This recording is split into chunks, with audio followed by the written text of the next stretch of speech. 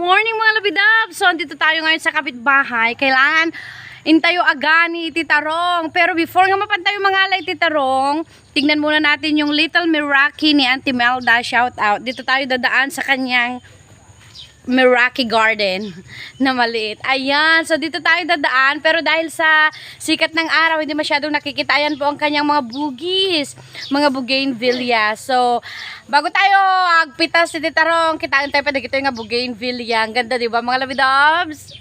Ayan, napakagandang mga bougainvillea. Sa mga gustong bumili at pumasyal dito, punta lamang po kayo dito sa Barangay Santo Tomas, Puro 4, at hanapin ang mga puon-puon ng mga halaman na ito. Ayan, ang gaganda ng mga bulaklak.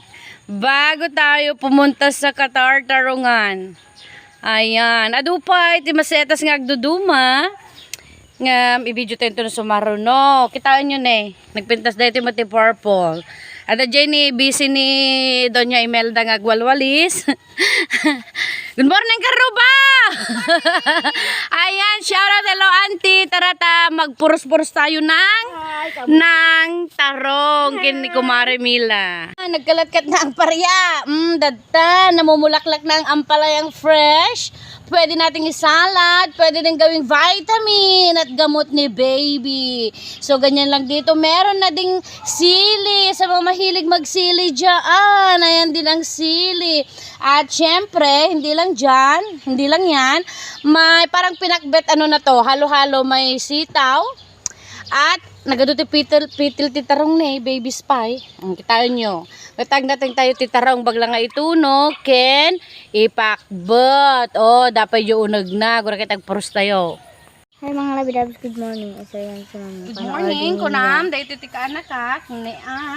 Ni si dami kini Tita Mila.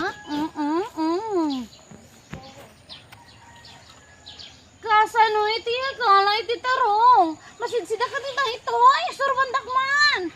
Ay na po, kasano iti Cardis. So, di Cardis yun.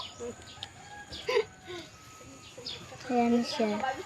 May bubuyog mama. So, okay. Wow. Wow, ang ganda. Ganda?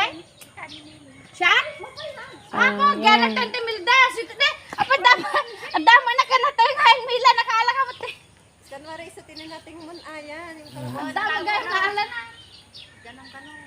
Yung malilit model na lang. Aso ato yun. Aba. Ako nga magita ni ado alay ni ni. Nay, antay? Ata i-post mo nagita ni sinote ang tibo. Ay, antay, red to go. Ayan mga labidab, sapos na tayo. So, ito ang ating ihaw na talong. Ayan, fresh. Napakalambot, oh. Ayan. So, talong.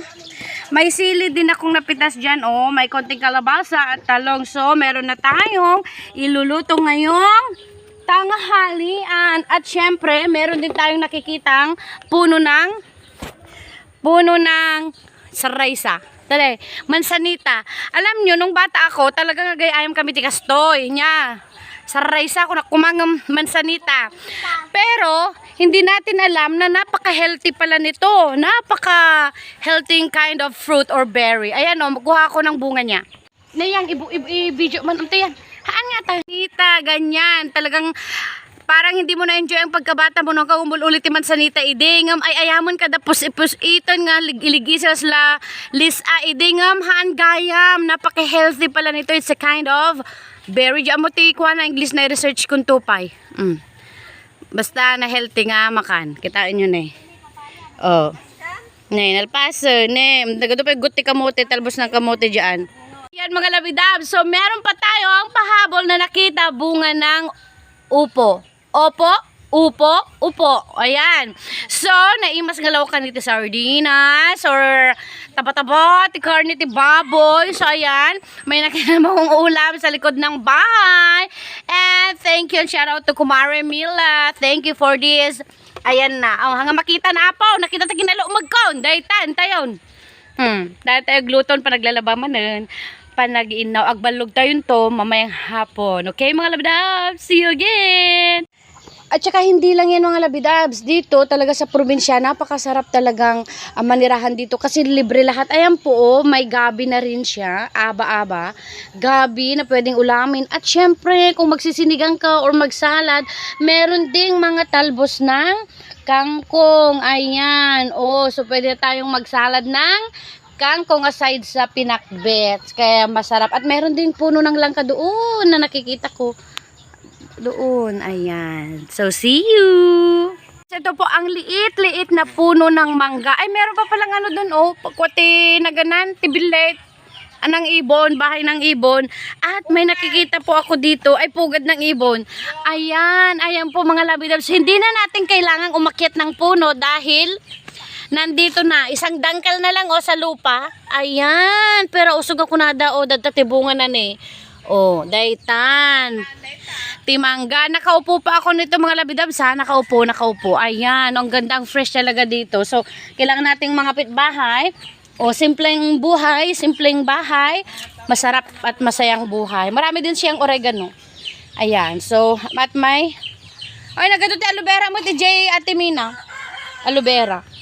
Ang dami nilang... May aloe vera ka din pala dyan, oh. Tsaka oregano. So, one of these days, agmulak tumat, pag may time ako, si Manang Jenny nyo, pag di busy sa pagmamarites, ay magtatanim din ako ng mga halaman. May napansin pa ako mga labidabs, oh, na uri ng halaman. Ang ganda-ganda, oh, ayan, oh, parang may parang prutas pero halaman daw ato, eh. Masetas ka, no. Ayan, oh, ang ganda-ganda.